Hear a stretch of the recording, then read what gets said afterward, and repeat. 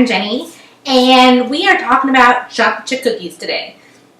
I know that for my family and my kids, we love chocolate chip cookies. Like, it's one of our favorite things in the entire world. And today we are going to make the best chewy, chocolatey chip cookies that you're ever going to have in your entire life.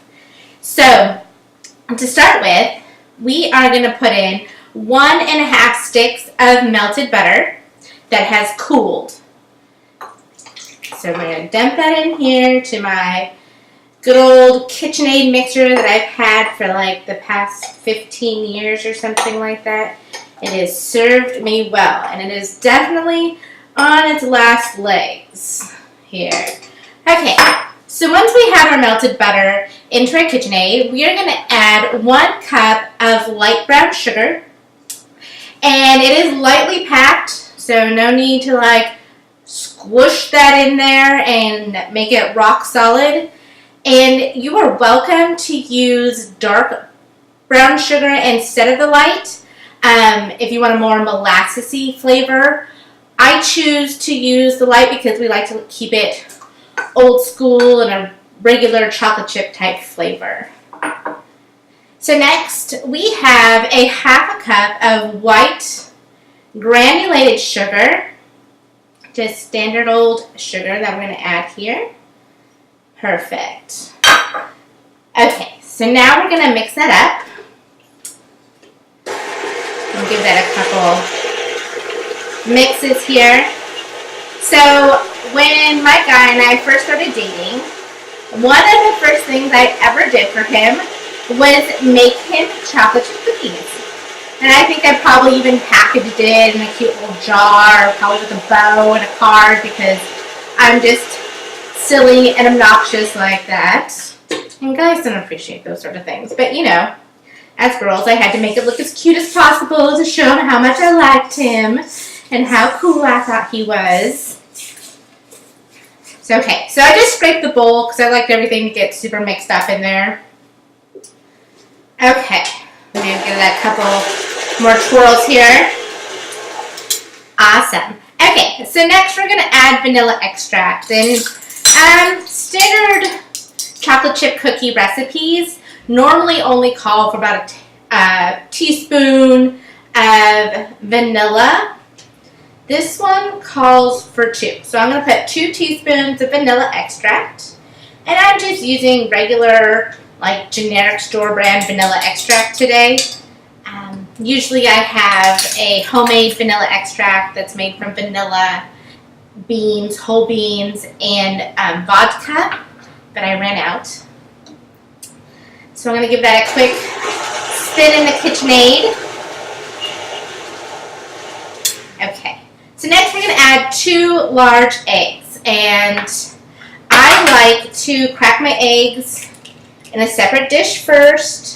Make sure I don't get any shells in there. You know, the moment that you think you're like super confident and that you're going to be able to crack that egg into your chocolate chip cookies and you're not going to get any shells in there, that's when you get all the shell and then you're fishing it out and you're digging through your dough and now your hands are in it and then the phone rings and now you have cookie dough all over your phone and then you touch your face and now it's in your hair and it's just a mess. So, to save you time and all that hassle, use a separate dish. I promise you, 1 extra dish to clean isn't that big compared to the mess of trying to dig out shells. So I'm just going to pop those in. Perfect. Okay, we'll give that a quick spin.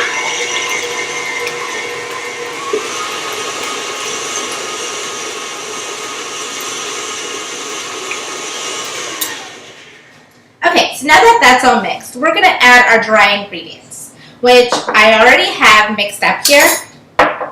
I have 2 cups of all-purpose flour plus 2 tablespoons of that flour. I also have 1 teaspoon of baking soda, 2 teaspoons of cornstarch, and 1/2 teaspoon of salt.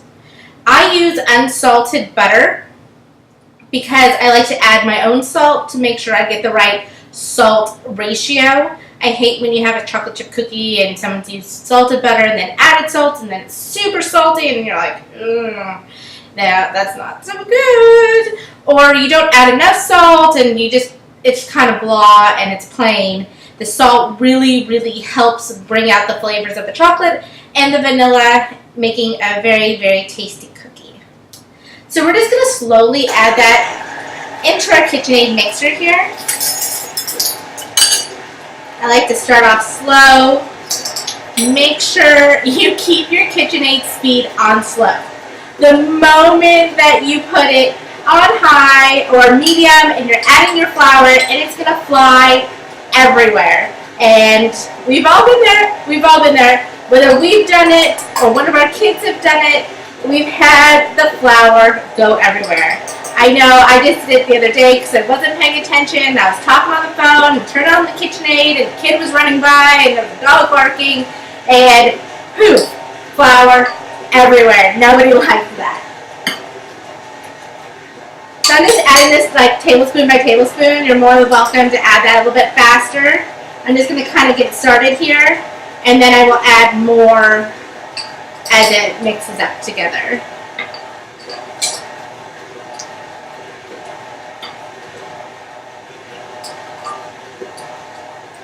These are going to be so good.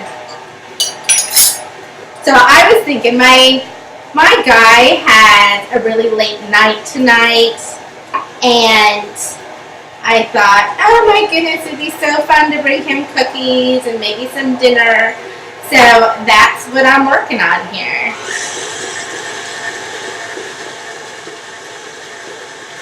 Okay, so that is all mixed up. That looks so good. He's gonna love it. Like seriously, like these are the best cookies. Like, a few weeks ago, I brought him some to work, and like literally, I pull out the parking lot, and I'm like down the block, and I get a message, oh my gosh, the cookies are so good, they are all gone, and everybody had eaten them. So, okay, so what I like to do, I don't add my chocolate chips while my paddle's on my KitchenAid. I like to mix those in by hand by folding them in with my spatula. I hate when the chocolate chips break up and they're like little bits and then they kind of melt into your cookie and you don't get those good chocolate chip to dough bites. It's all kind of mixed in. So I like to keep my chocolate chips pure. So I have 1.5 cups of chocolate chips that I've measured out that I'm just going to fold in here by hand and get that all mixed up.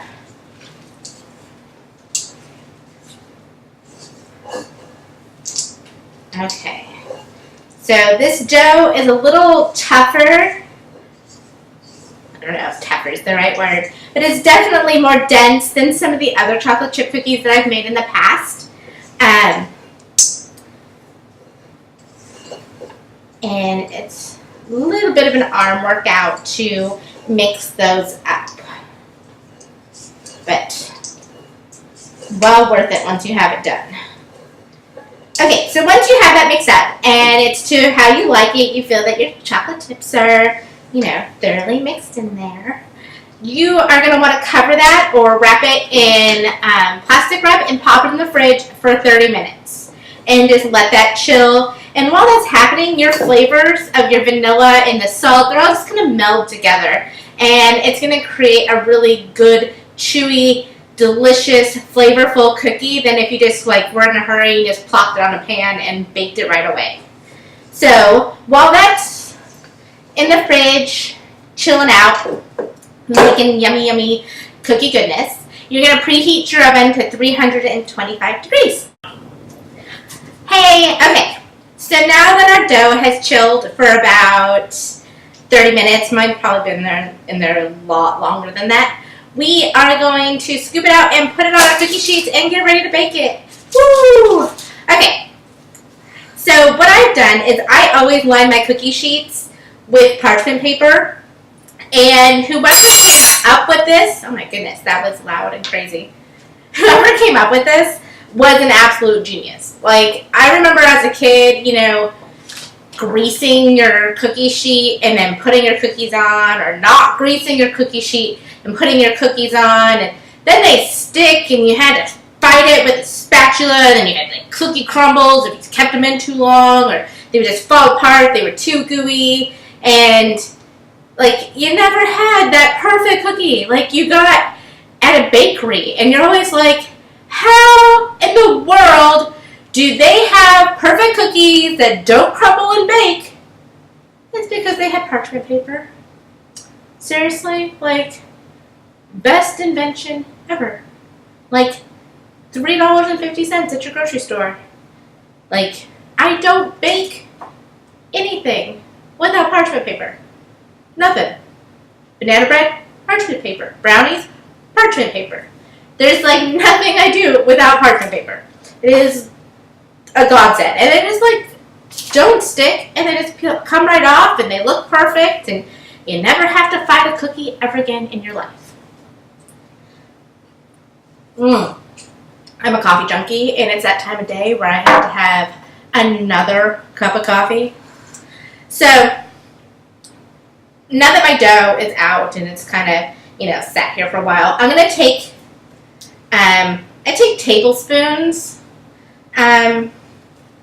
maybe heaping tablespoons. It's about a heaping tablespoon. And I do balls. I've been meaning for years to get one of those like scooper scoops, like the different size ones, like ice cream scoop type scoops that you use for cookies.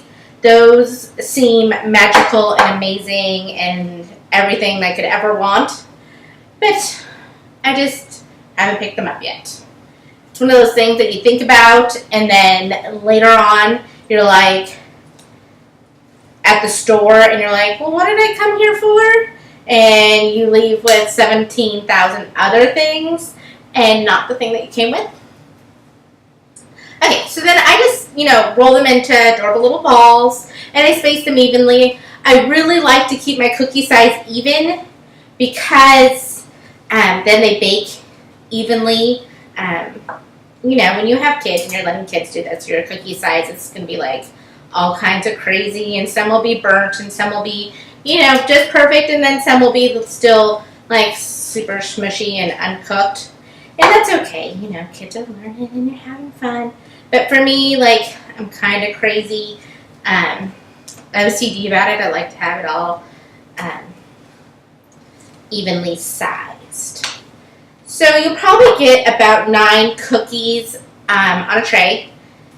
So we'll just scoop these up here and get these baked.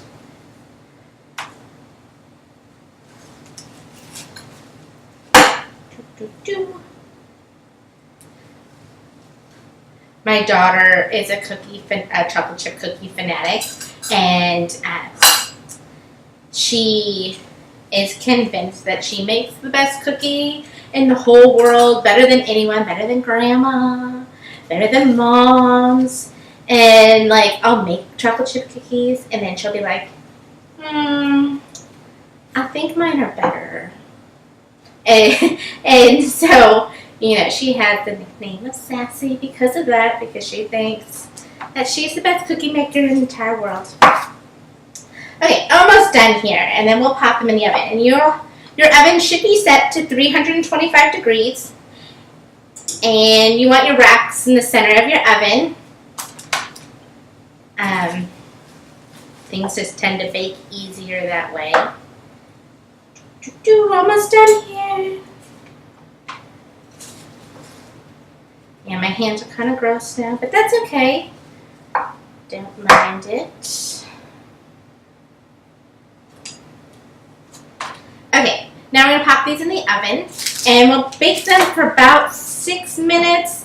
I like to check at about the 6-minute mark and then see where they're at. Like, sometimes your oven isn't as hot as you thought it was, and so I just keep checking. I've gotten to the point now where I can smell it, and I'll be like, oh, they're done. like by smell, like I'm a hound dog or something. It's quite crazy.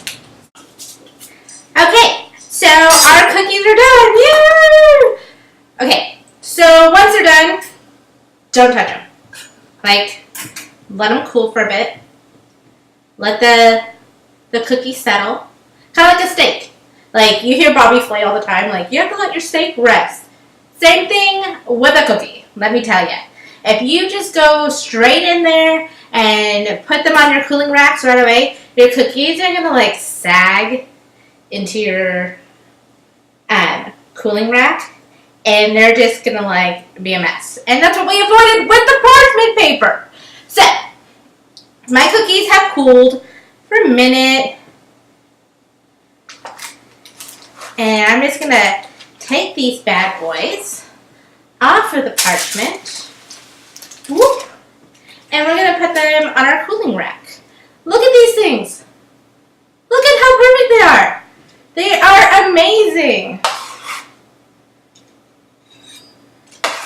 And those, folks, are my amazing chewy chocolate chip cookies. They're the best that you have ever had in your entire life. And you can get the recipe in the description box below, or you can follow my link to my Facebook page. Please like me and follow me on Instagram because I'm super funny and I take pictures of really super funny things. And that's it. Thank you so much for watching me. Have a good day. Bye.